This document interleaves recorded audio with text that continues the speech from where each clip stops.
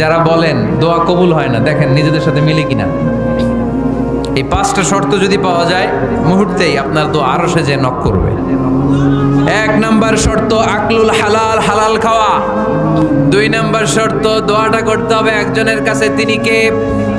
চাইতে হবে একজনের কাছে, তিনি কে? 3 নাম্বার ইয়াকিন থাকতে হবে যে আমার দোয়াটা কবুল হচ্ছে। যখন দোয়া করবেন আপনার এই বিশ্বাস থাকতে হবে, আমার রব আমার ফরিয়াদ শুনছে, তিনি আমার কথা শুনতে পাচ্ছে, আমি চাওয়া মাত্রই তিনি সব দিয়ে দিতে পারে, এবং আমার রব আমাকে ফিরাবে না, তিনি দিবেনই।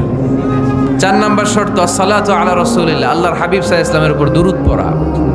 কুল্লু দুআ মাহজুব মাওকুফুন বাইনাস সামাই ওয়াল আরদ, আমরা যা দোয়া করি সব আকাশ জমিনের মাঝখানে পেন্ডিং হয়ে থাকে। মা লাম ইউসাল্লা আলাইহি, আল্লাহর হাবিব বললেন যতক্ষণ না আমার উপর দুরূদ শরীফ পড়া হয়। 5 নাম্বার সর্বশেষ শর্ত হলো মুওয়াফাকাতুদ দুআ বিদ দাওয়াব, শুধু দোয়ায় কাজ হয় না, দোয়ার সাথে মাঝে মাঝে দাওয়ারও দরকার আছে না নাই? দোয়াও লাগবে, দাওয়াও লাগবে, ঠিক কিনা?